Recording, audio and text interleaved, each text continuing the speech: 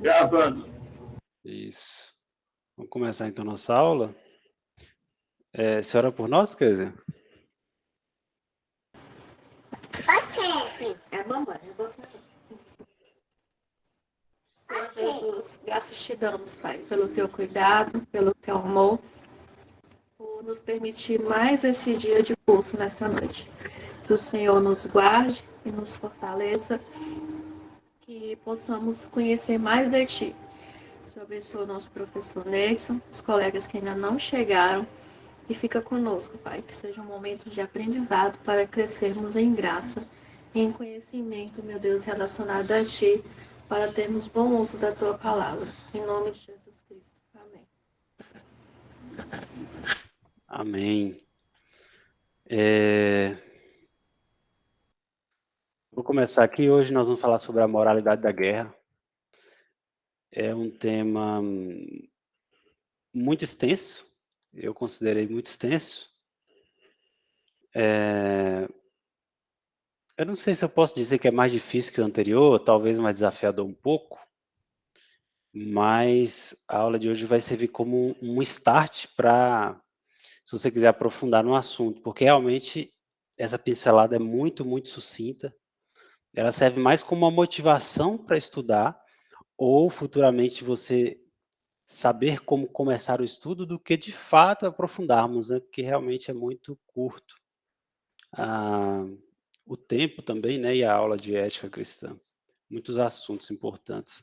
Mas é interessante, muito interessante. Eu vou compartilhar a tela agora. Deixa eu ver. Compartilhar a tela aqui.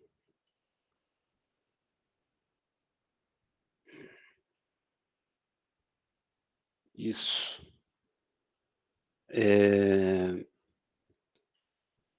Vamos lá, moralidade da guerra. E inicialmente eu queria... Enos chegou? Isso, maravilha. Inicialmente eu queria fazer uma pergunta. E aí eu vou pedir a opinião de Késia e de Enos. Vocês dois. Vamos simular aqui um debate bem curto, né? Mas eu queria que vocês escolhessem um dos três, mesmo antes da gente aprofundar. Enos, só para garantir, você está me ouvindo 100% aí?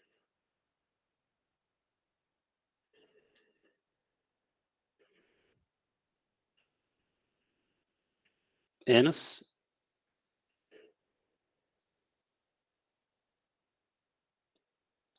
Tá, então vamos continuar.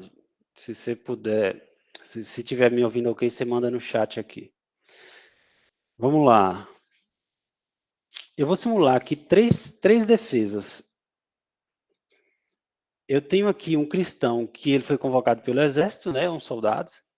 Eu tenho aqui um padre católico e tem um pastor protestante.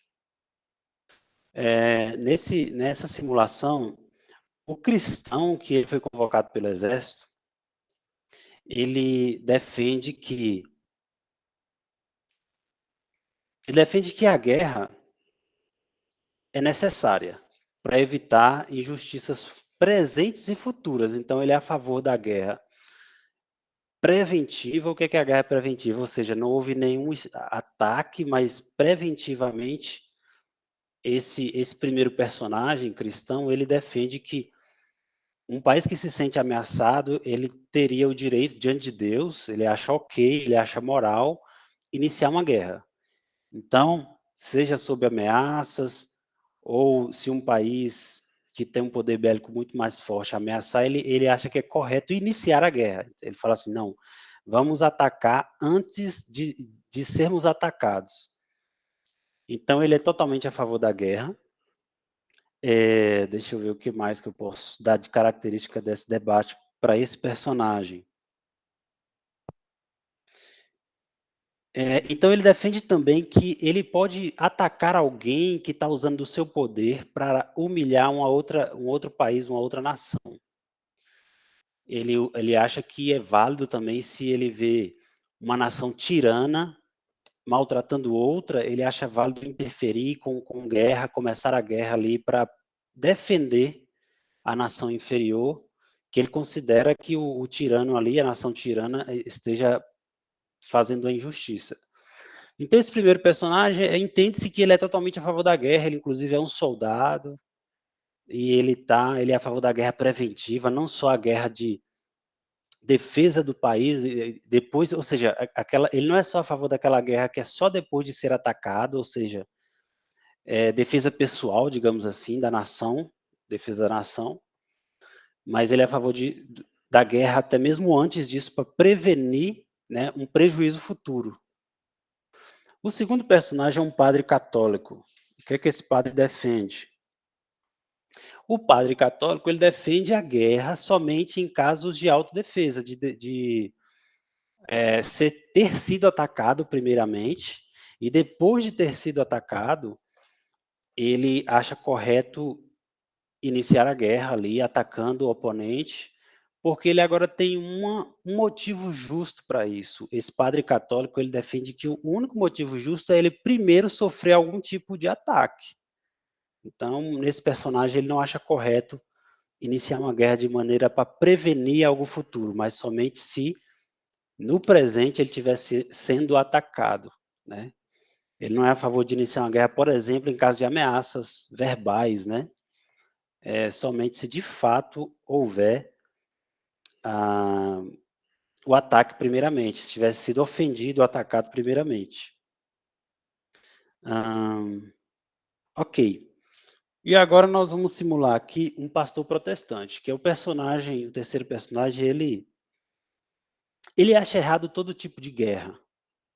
Ele fala que nós cristãos, nós somos chamados para ser pacificadores, nós somos chamados para resolver conflitos e não causá-los, né? Então ele é a favor de todo tipo de guerra.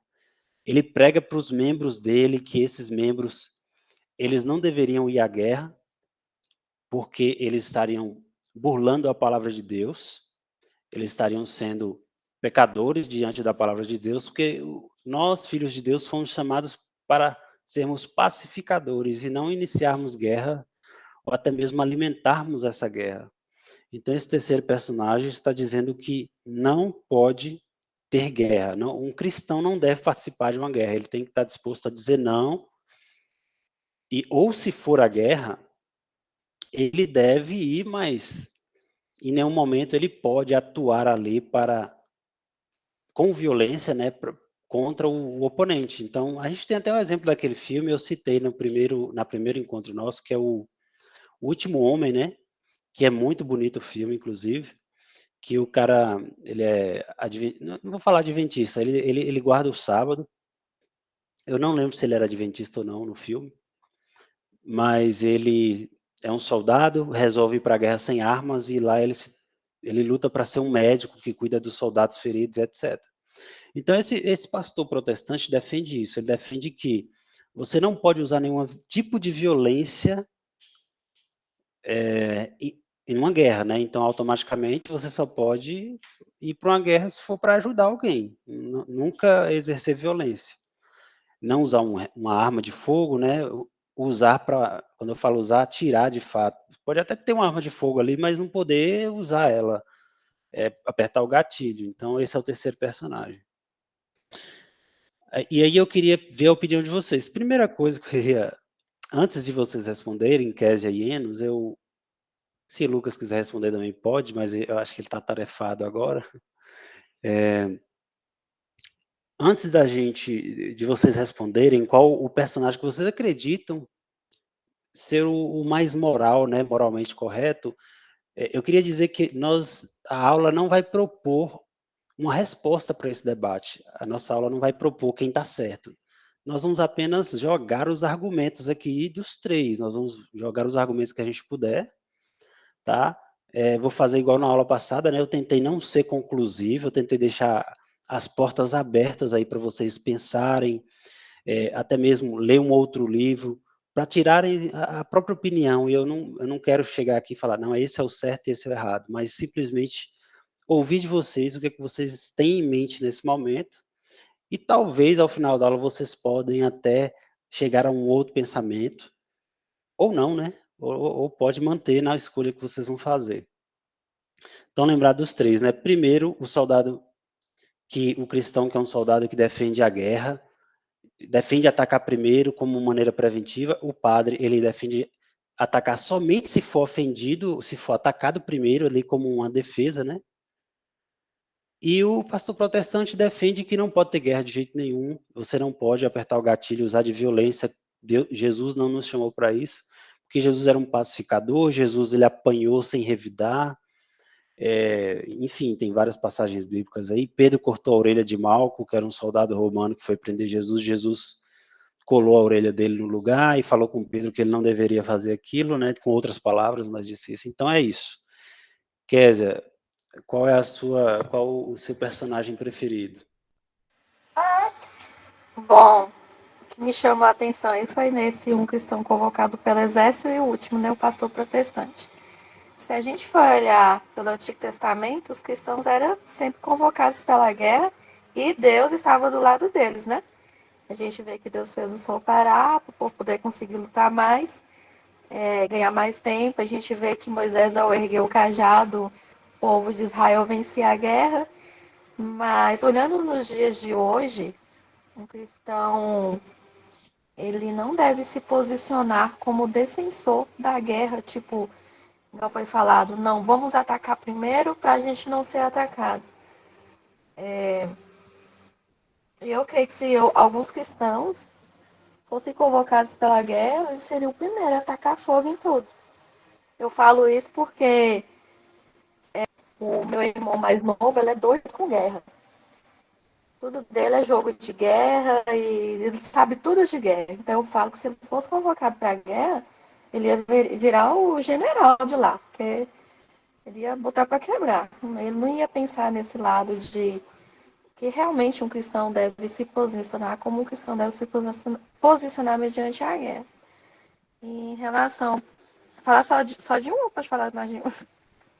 Não, você pode comentar, mas eu queria que você escolhesse o personagem depois de seus comentários, o que você acha que é o mais ideal, né? Mediante Deus, né? Nós estamos considerando aqui que Deus tem uma vontade e nós estamos aqui tentando descobrir qual que é essa vontade. Então, Assim, o que é, para mim, o mais ideal é ser o ponto de vista do pastor protestante.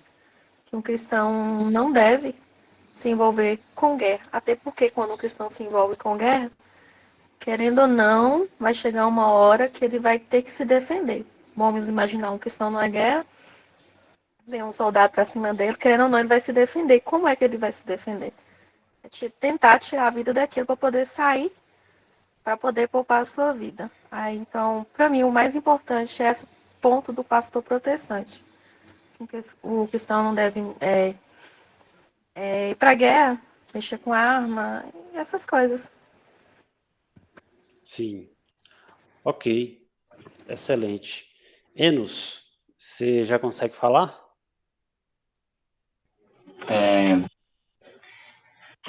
Tomar uma posição que invalide as outras seria necessária a reflexão de uma vida, né? Mas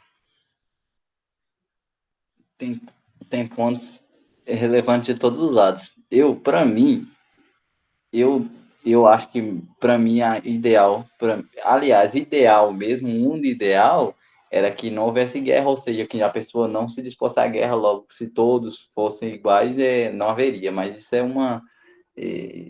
é um ideal inalcançável no mundo terreno. Mas tem que ser levado em conta o fato também de que o próprio Deus é um Deus que não se abstém da guerra no sentido de que Deus é um Deus irado, porque se ele ama verdadeiramente, logo ele odeia aquele que pratica o mal. Um cristão não teria como, vamos dizer, passar o pano, por exemplo, para Hitler. Seria difícil. Então, talvez cairia na questão do deixar ser atacado primeiro, mas poderia também ser perigoso arriscar tal coisa, né? O atacar primeiro hoje em dia pode significar uma bomba atômica que destrói o mundo em questão de minutos.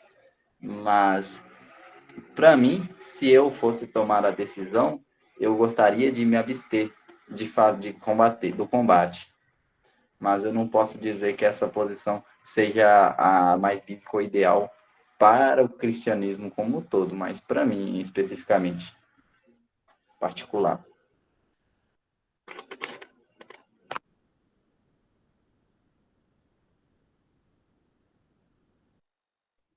Você não abriu o microfone ainda não.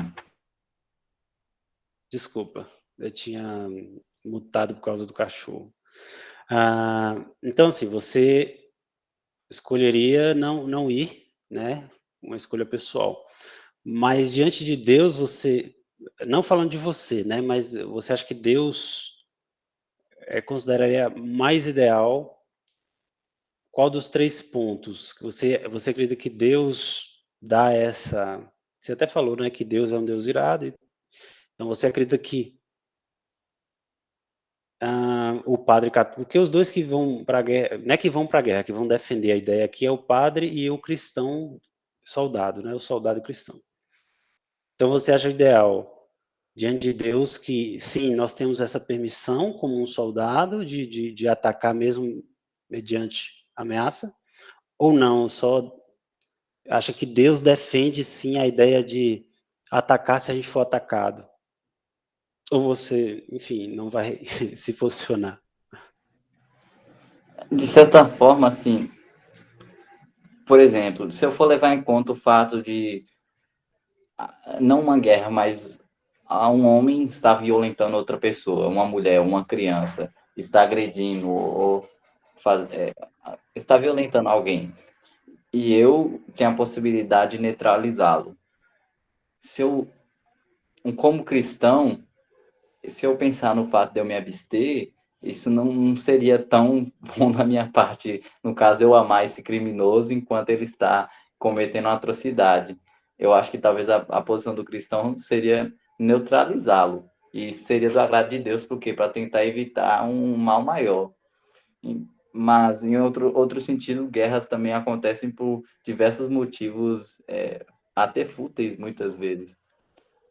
Talvez a posição seria o do padre. Mas é claro, né? Tendo Dependendo do motivo, né? Assim, dependendo do que está circulando ali. exatamente. Entendi. Ok. Ótima colocação e ótimos argumentos. Realmente é um tema difícil, por isso que eu falei que eu não ia concluir, levar para uma resposta certa, que não, eu não tenho uma resposta certa, tá? Mas a gente vai falar um pouquinho sobre cada ponto para a gente tentar ter uma visão melhor também biblicamente, né?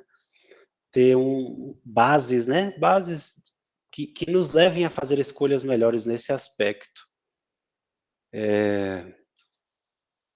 O pacifismo aqui, nós vamos usar essa palavra pacifismo para quem defende o posicionamento lá do pastor protestante, né? Que seria não pode usar de violência em nenhuma hipótese de acordo com as escrituras.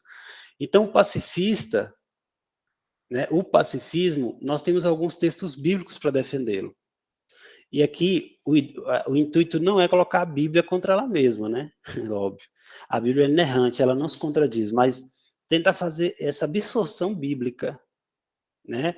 E que nos dê um norte melhor, correto?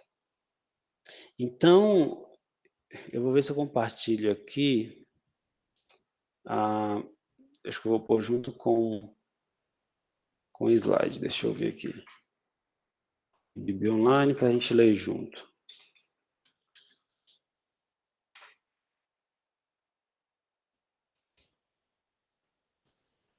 Vocês estão vendo aqui minha tela, né?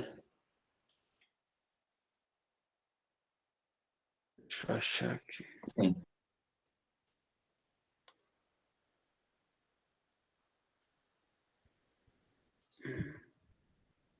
Põe NVI para ficar mais fácil para todo mundo.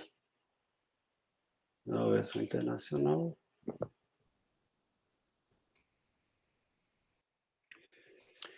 Ah, 5:38 a 48. Isso aqui é um texto bem muito usado pelos pacifistas, né?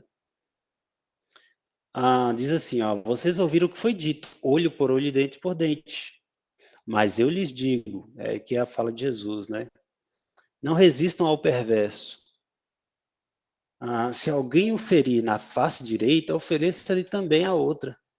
E se alguém quiser processá-lo e tirar-lhe a túnica, deixe que leve também a capa. Se alguém o forçar a caminhar com ele 1 milha, vá com ele 2. Dê a quem lhe pede e não volte as costas àquele que deseja pedir-lhe algo emprestado. Vocês ouviram o que foi dito: ame o seu próximo e odeie o seu inimigo. Mas eu lhes digo: amem os seus inimigos e orem por aqueles que os perseguem, para que vocês venham a ser filhos de seu Pai que está nos céus, porque ele faz raiar o seu sol sobre maus e bons e derrama chuva sobre justos e injustos. Se vocês amarem aqueles que os amam, que recompensa receberão? Até os publicanos fazem isso. E se vocês saudarem apenas os seus irmãos, o que estão fazendo demais? Até os pagãos fazem isso. Portanto, sejam perfeitos como perfeito é o Pai Celestial de vocês.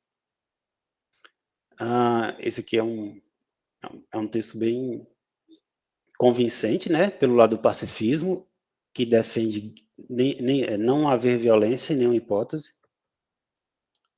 Vamos ler aqui o Mateus, mesmo capítulo, só o versículo 5. Bem-aventurados os humildes, pois eles receberão a terra por herança. Eu acho que algumas Bíblias estão diferentes, deixa eu ver aqui. Bem-aventurados pacificadores, que Deus é o reino dos céus. Aqui, mansos, pacificadores também. Enfim, os mansos, pacificadores, humildes, o mesmo sentido, né, de pessoas pacíficas, pessoas que promovem a paz. Inclusive, falando sobre o presbitério, né, eu estudei o presbitério que o Lucas pediu, ele mandou os links, e uma das funções do presbítero é solucionar conflitos. Solucionar conflitos, ser um pacifista na igreja, atuar nessa função de pacificar conflitos. 1 de Pedro, vamos lá procurar mais. 4, 12 a 19. Diz aqui: amados, não estranheis a ardente prova que vem sobre vós, para vos tentar, como se coisa estranha vos acontecesse. Mas alegrai-vos no fato de ser de participantes das aflições de Cristo, para que também na revelação da sua glória vos regozijeis e alegreis. Se pelo nome de Cristo sois vituperados, só um minutinho aqui, voltar para outra.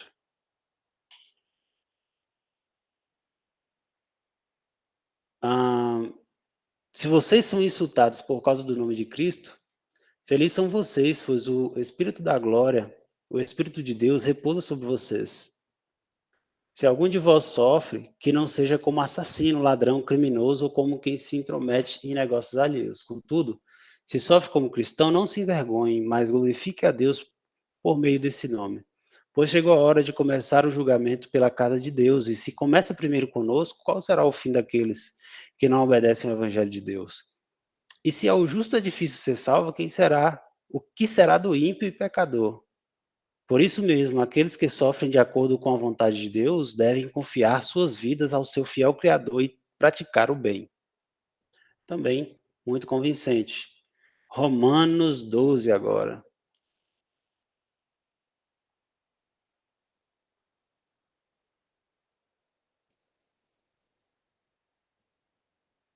(19 e 21). Diz aqui, amados, nunca procurem vingar-se, mas deixem com Deus a ira, pois está escrito: minha é a vingança, eu retribuirei, diz o Senhor. Pelo contrário, se o seu inimigo tiver fome, dele de comer, se tiver sede, dele de beber, fazendo isso, você amontoará brasas vivas sobre a cabeça dele. Não se deixe vencer pelo mal, mas vença o mal com o bem. E, por último, 1 de Pedro. 1 de Pedro 2, 18 a 24. Espera aí, não está sobreposto, não. Aqui, escravos, sujeitem-se aos seus senhores com todo respeito, não apenas aos bons e amáveis, mas também aos maus. Porque é louvável que, por motivo de sua consciência para com Deus, alguém suporte aflições sofrendo injustamente. Pois que vantagem há em suportar açoites recebidos por terem cometido o mal? Mas se vocês suportam o sofrimento por terem feito o bem, isso é louvável diante de Deus. Para isso vocês foram chamados, pois também Cristo sofreu no lugar de vocês, deixando-lhes exemplo para que sigais os seus passos. Ele não cometeu pecado algum e nenhum engano foi encontrado em sua boca. Quando insultado, não revidava. Quando sofria, não fazia ameaças, mas entregava-se àquele que julga com justiça. Ele mesmo levou em seu corpo os nossos pecados sobre o madeiro, a fim de que morrêssemos para os pecados e vivêssemos para a justiça. Por suas feridas vocês foram curados, pois vocês eram como ovelhas desgarradas, mas agora se converteram ao pastor e bispo de suas almas. Então, quando a gente lê texto que apoia um lado da moeda, né, um lado do... a gente realmente se sente muito convencido a defender nenhum tipo de violência. São textos bem convincentes, mas nós temos que tratar também o outro lado para fazer um peso, né? E aqui eu coloquei as críticas ao pacifismo, tá? As críticas ao pacifismo é bem poucas em questão de versículos, né? Em quantidade, digamos assim. É lógico que a gente não pode pôr um versículo contra o outro, porque a Bíblia não se contradiz, mas a gente tem que pegar os versículos que aparentemente são a favor e versículos que aparentemente são contra, e a gente encontrar uma linha de harmonização desses versículos, porque eles não podem se contradizer, então eu preciso encontrar como interpretá-los. Eu vou lá em 1ª Carta a Timóteo,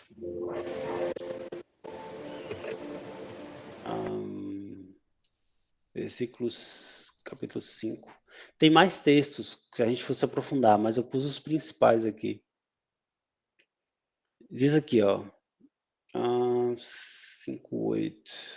Se alguém não cuida de seus parentes, e especialmente dos de sua própria família, negou a fé e é pior que um descrente. Os críticos do pacifismo, eles vão usar também esse texto, e a lógica por trás do texto é o seguinte, que é o que Enos comentou também. Para amar, a gente tem a sensação que a gente tem que fazer guerra, tá? E onde é que eu quero chegar? Ele está dizendo assim, olha, se a sua família está sob ameaça, porque uma vez que estamos em guerra, digamos assim, o Brasil contra outro país, a sua família está ameaçada de morrer, né, por uma bomba. Então, suponhamos que você é um soldado do exército brasileiro. A pergunta é, talvez se você não atacar aquele inimigo que está bombardeando, será que não seria uma maneira irresponsável de proteger a família, proteger a casa? O que acontece quando um pai de família, caso aconteça de um pai de família receber um assassino, pulou o muro da casa, vai em direção aos filhos e esposa. Claro que se for um ambiente controlado, a pessoa pode tentar ali, a pessoa pode tentar fazer alguma coisa que neutralize o assassino, sem matar ou sem ferir ele, mas na vida real isso seria muito difícil. Então, se entra lá um malfeitor na casa do pai de família, o pai de família ele não vai poder medir muito a força do que ele vai fazer, às vezes não vai ter um objeto adequado do lado, às vezes ele só vai ter uma faca do lado, às vezes... Então, a questão é a seguinte, será que ele está sendo um pai de família não irresponsável mediante a palavra? Será que Deus não queria que esse pai de família usasse de violência para poder cuidar da sua casa, sinalizando o amor que ele sente pela esposa e pelos filhos? Será que um pai que ame muito os seus filhos, a sua esposa, não usaria de violência e não estaria desobedecendo esse versículo aqui? Então agora a gente está olhando o outro lado da moeda, né? A gente está olhando agora se não seria irresponsável eu guerrear contra uma nação que coloca os meus parentes, a minha família, os meus filhos, a minha esposa em risco. Isso é o outro lado da moeda, né? São os críticos do pacifismo que vão usar esse texto. E a gente já usou Romanos 13, mas nós vamos lá de novo.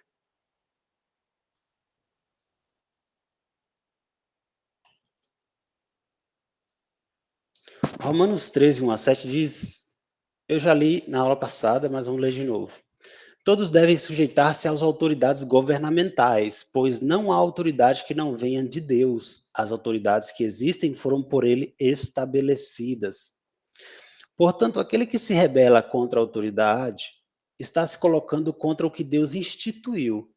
E aqueles que assim procedem trazem condenação sobre si mesmos. Pois os governantes não devem ser temidos, a não ser pelos que praticam o mal. Você quer viver livre do medo de autoridade? Pratique o bem e ela o enaltecerá. Pois é serva de Deus, isso aqui é importante, porque ela é serva de Deus, a autoridade, né, para o seu bem.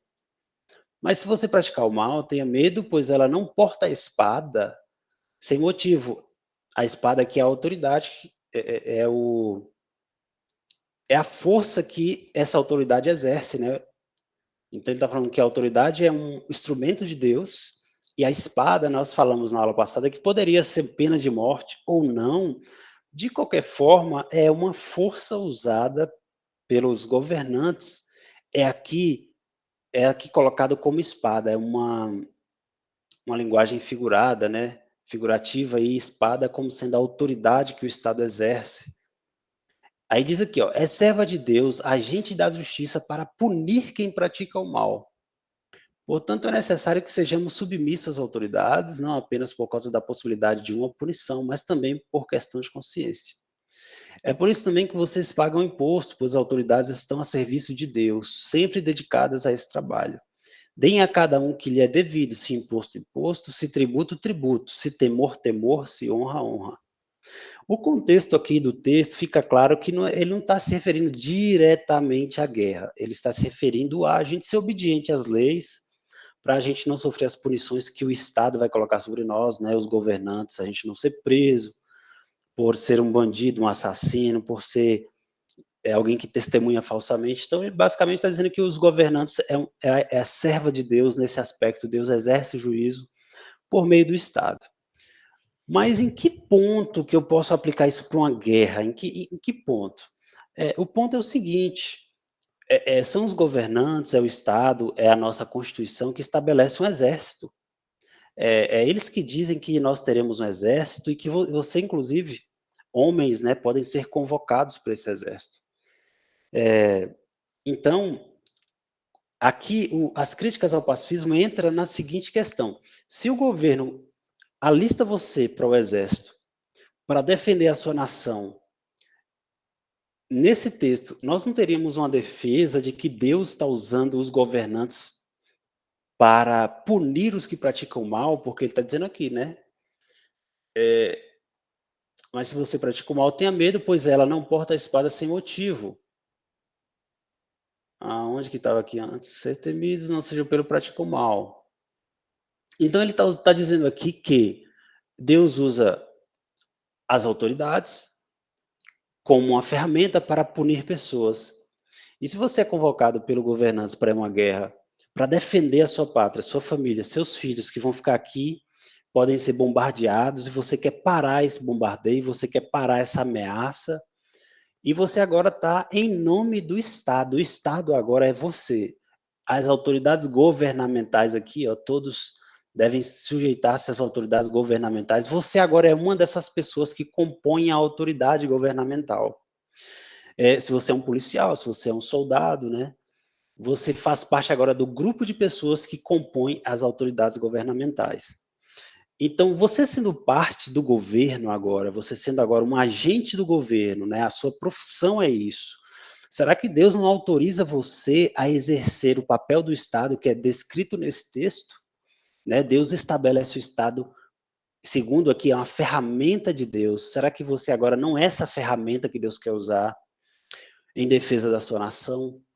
Visto que agora você compõe as autoridades governamentais, você é um soldado, você é alguém da marinha, você faz parte enfim, de algum desses cargos aí de guerra, né, de pessoas que compõem o grupo de pessoas que vão à guerra, ou que, se não vão à guerra, mesmo estando no seu país, de alguma maneira, trabalha contra a guerra, talvez fabricando armamentos, talvez, enfim, fabricando até mesmo os próprios veículos que vão à guerra, porque aqui envolve-se muitas coisas, né? Não é só o soldado que está na guerra, envolve também quem participa indiretamente.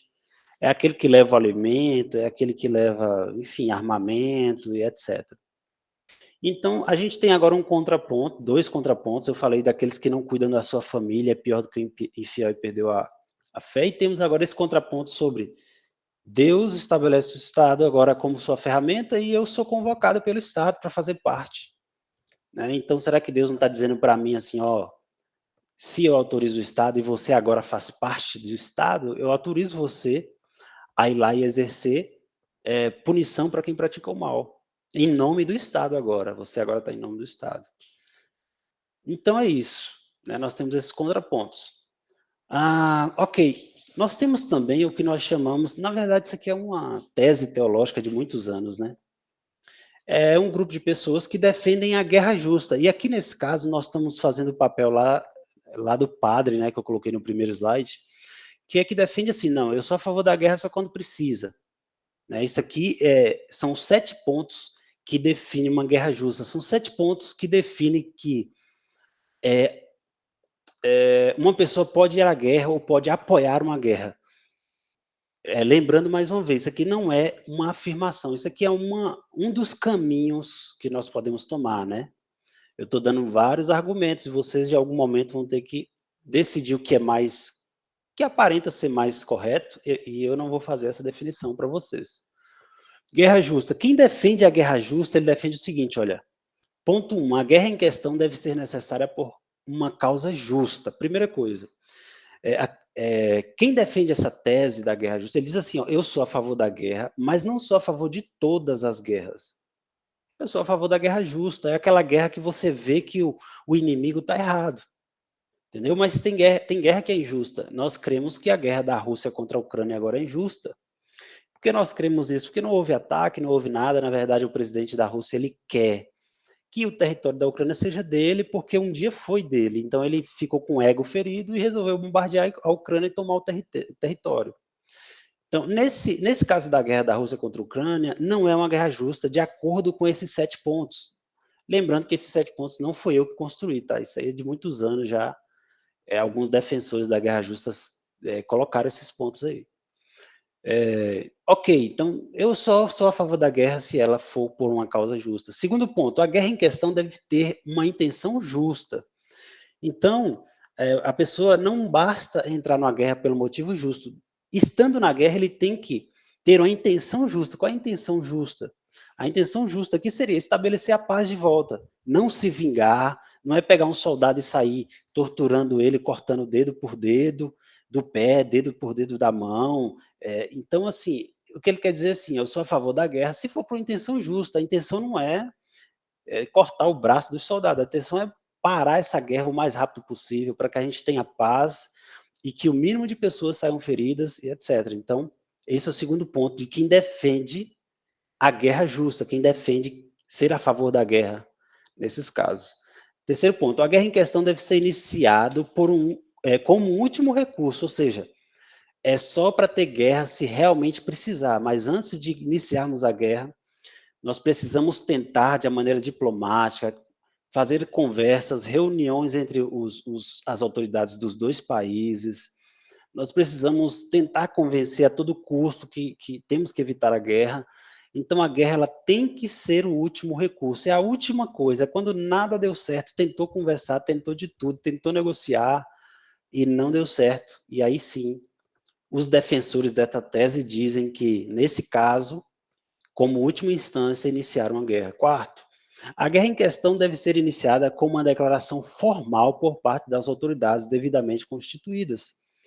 Por que declaração formal? Porque quem defende a guerra justa, ele diz assim, olha, alguém pode ter uma intenção pessoal para ter essa guerra, e isso não é correto. Então ele diz que tem que ter uma declaração formal do governo, dizendo que essa guerra deve ser iniciada. Ele é contra grupos isolados iniciar essa guerra, né? É isso que ele está querendo dizer, essas pessoas que defendem a guerra justa. Ele é contra um grupo isolado lá que está com o ego ferido por alguma coisa e quer que tenha guerra a todo custo. E ele é contra, né? Essas pessoas são contra, dizendo, não, é quando o governo, de fato, emite uma declaração formal. Precisa ser um motivo coletivo e não um grupo de pessoas ou alguém individualmente que começou essa guerra. Para ele, isso seria errado. Precisa realmente ter uma declaração formal. 5. A guerra em questão deve ser caracterizada por objetivos limitados. Então, quem defende essa tese diz, olha, sou a favor da guerra, em todos os casos até o ponto 4, e no ponto 5 seria, o objetivo tem que ser limitado, não é para ir para a guerra para poder roubar os objetos das pessoas, não é para ir para a guerra para poder pegar o ouro do local, porque não é o objetivo é estabelecer a paz o mais rápido possível. Então ele é contra ter guerra que não tem objetivos limitados, é contra uma pessoa que fala assim, não, guerra vai ter e aí nós vamos fazer o que quisermos, não. Essas pessoas que defendem a guerra justa dizem que isso não seria correto, não é moral, né, seria errado moralmente, seria imoral, né, no caso. Temos que ter objetivos limitados, é estabelecer a paz o mais rápido possível, o mínimo de pessoas feridas possível e etc. 6. A guerra em questão deve ser conduzida com meios proporcionais. O que é meios proporcionais? Se é um país fraco, eu não devo lá lançar uma bomba que acabe com o país todo e mate todo mundo. Então eu tenho que usar recursos limitados, meios proporcionais. Talvez eu não precise de uma bomba tão potente, talvez eu tenha que tentar sanar esse conflito com o armamento o menor possível, né, para poder solucionar. Então, eu não posso pegar um país pequeno e matar todo mundo, matar até mesmo os inocentes, e de uma maneira desproporcional. Então, fica fora da nossa da tese, né, usar de meios desproporcionais para a guerra, né. Então, e entra até na questão das bombas atômicas e todas essas bombas, eu não tenho muito conhecimento sobre isso na questão bélica, mas tem bomba que é capaz de destruir quase a metade do planeta. Então, também entra na tese de guerra justa. O sétimo seria, a guerra em questão deve respeitar a imunidade dos não combatentes. Então, assim, outra questão seria, não vamos atacar quem não precisa ser atacado, não vamos matar as mães de família, não vamos jogar bomba em hospitais, não vamos jogar bombas em creches, não vamos jogar bomba em... que mais? Enfim. Por quê? Porque tem que respeitar os não combatentes, pessoas que não têm arma, que não foram para a guerra, é respeitar que eu tenho que conter aquele conflito com o mínimo de prejuízo possível. Então, para que eu vou jogar bomba numa creche? Para que eu vou jogar bomba no hospital? Tá todo mundo ferido, só tem médico e ferido. Para que eu vou jogar uma bomba lá? Então, quem defende a guerra justa usa esses 7 argumentos, né, para dizer que eu sou a favor de guerra, mas tem que ter limites. Esse aqui é o último slide. Então, veja que quando a gente começa a estudar o pacifismo, tem muito versículo, muito versículo. A gente começou a ler ali e realmente começa a ficar convencido, Deus não quer que eu toque numa arma. Quando a gente lê outros textos, a gente começa a falar, mas parece que Deus quer que eu possa tocar numa arma nesse aspecto, né, que eu seja parte da autoridade, quem sabe. Ou o pessoal da guerra justa esteja certo. Não, talvez Deus autorize eu ir à guerra dentro dessas circunstâncias, desses 7 pontos. E aí nós temos muito mais versículos, né, de guerra no Antigo Testamento, etc. Mas a gente fica com essa, como é que eu posso dizer, com esses pontos a serem analisados. Temos que analisar todos os pontos bíblicos e entender se um versículo está realmente falando sobre isso, ou se não tem nada a ver, está fora de contexto. E todas essas questões, né? Porque quem defende o pacifismo 100%, aquele pessoal que diz, não, Deus não quer que eu seja violento em nenhuma hipótese. Ele então está dizendo que eu não devo ser violento sendo parte do governo, ou até mesmo se há um bandido entrar na minha casa, se um assassino entrar na minha casa de madrugada, eu não poder feri-lo, eu não estou nem falando de matar, estou falando de ferir. Se Deus quer que eu seja pacífico em todo caso, conforme os textos que lemos, você tem que chegar à conclusão de falar, então Deus não quer que eu fira a pessoa que vai pular o muro da minha casa de madrugada, Deus não quer que eu tente nada contra ele, não use um pedaço de pau ou até uma arma de fogo. Então são muitos pontos a ser analisados. Então é isso, a aula acabar uns minutinhos mais cedo. Eu vou deixar também aberto aí. Vou tirar o slide. Se vocês quiserem também fazer comentários, depois que a gente já analisou muita coisa, se vocês mudaram um ponto de vista, se vocês, enfim, acham que parece que o pacifismo é mais correto, ou talvez a guerra justa, eu vou deixar aberto para vocês aí. Quem quiser comentar, tá valendo.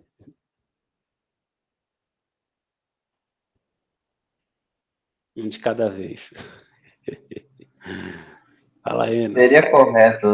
Seria correto afirmar que os textos que Deus orienta a dar a outra face ou a não revidar se aplica somente quando a opressão vem por conta da nossa fé? Ou, ou Jesus fala no sentido de que quando a opressão vem contra nós, devemos permitir, mas é claro que eu não considero fácil também quando venho para outras pessoas não defender, mas eu falo contra mim a opressão que não seja a respeito da minha fé. É necessário dar face? Assim, Enos, eu tendo a crer que ali se fala muito mais de perseguição pela fé, de fato.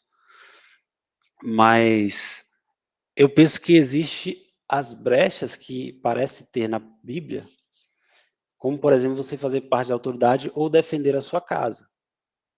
Então, eu também fico muito em cima do muro ainda, porque o próprio comentarista, ele também não deixa muitas conclusões.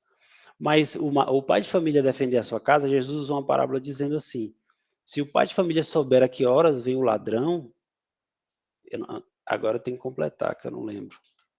Eu achar aqui. Eu acho que é Mateus 25. É... 24, Mateus 24. Aí, ó. Sabei que se o pai de família soubesse em que horas da noite viria o ladrão, vigiaria e não deixaria arrombar sua casa. Por isso estáis também vós preparados, porque o Filho do Homem virá uma hora em que menos pensados. Ele está falando sobre a volta de Cristo. Ele está comparando com uma situação de um pai de família souber a que hora vem o ladrão. Ele está dizendo que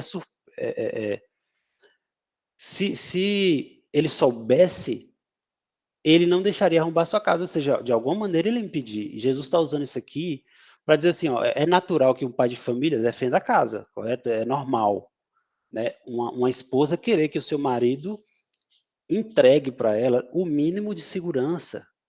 Ele pode não lutar karatê, mas nem fazer uso de arma, mas entende-se que ela espera dele o mínimo de segurança. Então Jesus está dizendo isso aqui como uma parábola, dizendo assim, olha, é natural que o pai de família não deixe arrombar a casa se ele soubesse que hora vem o ladrão. E aí ele está dizendo isso para dizer sobre a volta dele, que ele diz assim, ó, da mesma forma, fiquem vigilantes, porque eu vou vir num tempo que vós não vão pensar, ou seja, muitos não vão estar esperando. E Jesus usa como incentivo para que nós estejamos vigilantes, porque ele vem a qualquer hora. Então, usando esse texto, essa parábola que Jesus, mesmo que é para se referir à sua volta, dá-se a entender que ele quer de fato que um pai de família proteja sua casa. Então, mesmo que não seja por causa da fé, eu entendo que a pessoa invadiu sua casa, não é por causa da fé, mas você de fato deve proteger a sua casa. Então, eu enxergo assim, eu enxergo que nós temos que ser pacifistas, mas tem uns pontos bíblicos da brecha para eu não ser, para eu usar a violência em alguns casos. Isso não é uma conclusão, tá? Porque é um ponto de vista. Proteger a família. A guerra justa, eu ainda tenho muita dúvida, mas é meu ponto de vista. Eu tenho que ser pacífico até onde der, né? Até onde der. Sim, Enos, continue. Não, a parte da família eu entendo, e eu até acredito assim, a defesa da família. Mas a minha dúvida é, se a opressão ou o risco ou o perigo não vier sobre terceiros que estão debaixo da minha tutela ou responsabilidade, mas vir sobre mim, se a minha força ou a minha defesa para mim mesmo, para me neutralizar essa ameaça, não que não é para outro senão para mim mesmo. Se eu deveria utilizar da força para neutralizar a ameaça, ainda que, por exemplo, um assassino, um ladrão, alguém tentando contra a minha vida, eu podendo ter a possibilidade de neutralizá-lo com a morte, vamos dizer assim, eu devo pensar como cristão. Poderia pensar, talvez, eu convicto da minha salvação, que, né, é melhor eu morrer, que eu já estou garantido, e ele ficar aí, que talvez Deus ainda salva, ou é melhor neutralizar ele, porque ele também pode ter risco para outros mais tarde. Mas eu falo nesse conflito. A ameaça não é acerca da minha fé e também não é contra terceiros, mas contra mim.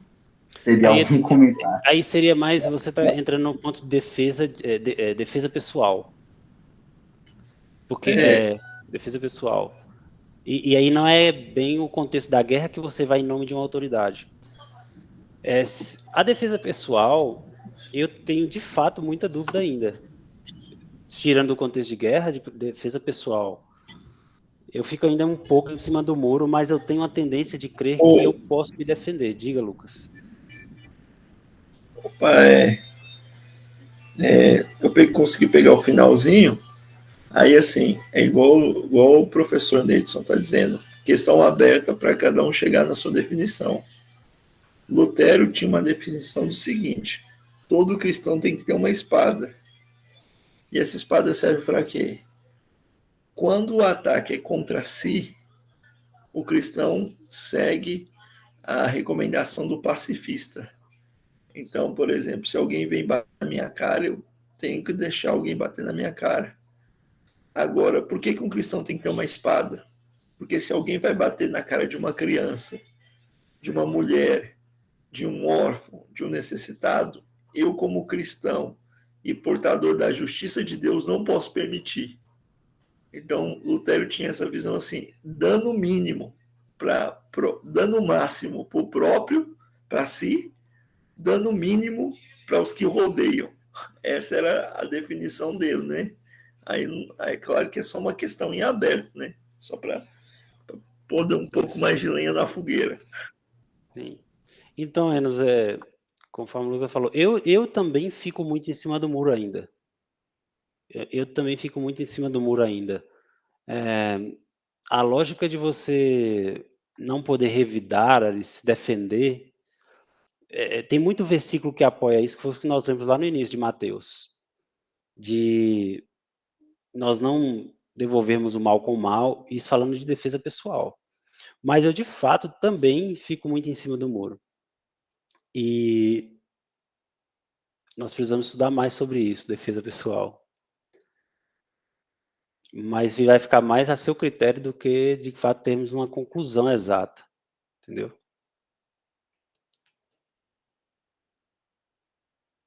Mais algum comentário que os irmãos querem fazer ou dúvida? A gente responde as que puder, que não puder, a gente ora.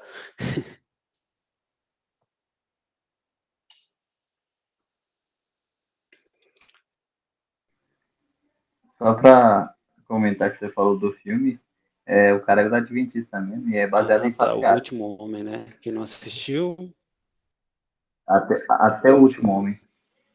Assim, eu não vou lembrar o filme, de todo o filme, tá? Então, mas tem alguma... Mas acho que não tem não tem cenas que nós não podemos ver, não, né? Não que eu me lembre. Se os irmãos lembrar aí. Não, o filme é muito bom mesmo, muito moderado.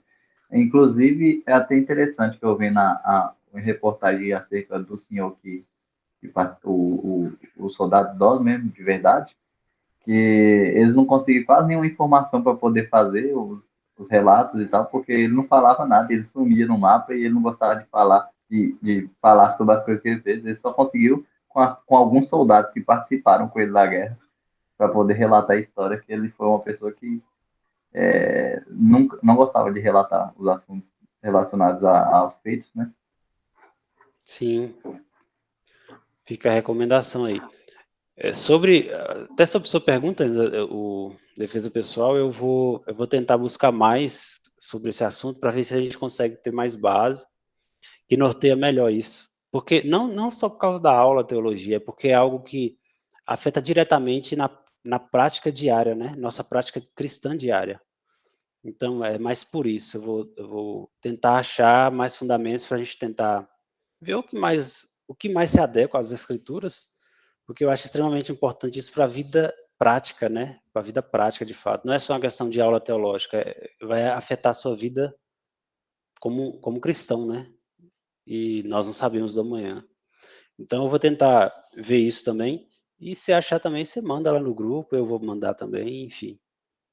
Mesmo que hoje é o último encontro, mas a gente vai trocando ideia lá no grupo.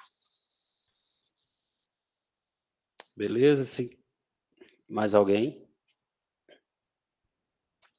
Se não tiver mais ninguém, mais alguém? Irmã Késia, Enos, irmã Mariodete. Tô na bênção. Estamos alegres. Então, eu tenho que agradecer a Deus.